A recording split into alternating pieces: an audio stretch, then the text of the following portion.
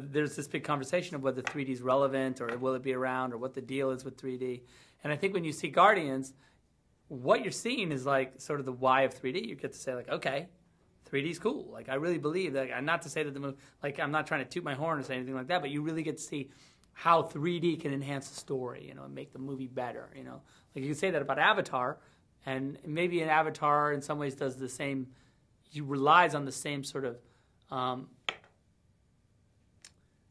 window into a world concept, you know, like because you've never been to Navi or whatever that planet is called, you can look around, Pandora, sorry, you can look around in that world, right, and you can see that it's real, you know, because it feels 3D, like that tree is in front of that tree, is in front of that bush, in front of that mountain.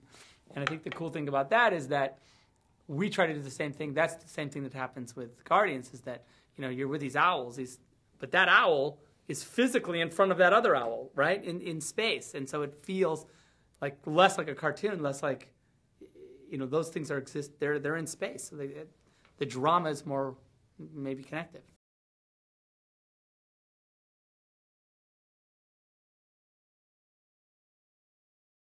I was very intrigued by Catherine's books and sort of the world that she created. I was very intrigued by the potential imagery that we could create for this movie, just the kind of sort of rich world that we could create. And then I was intrigued by this concept of doing a 3D movie that I felt like was justifiably 3D, you know?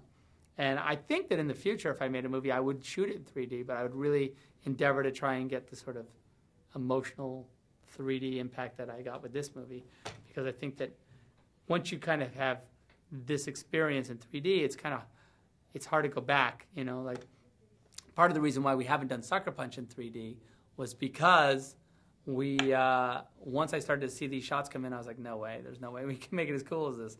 So we should just stick with how we designed it, and that it's still awesome, but you know, it is what it is.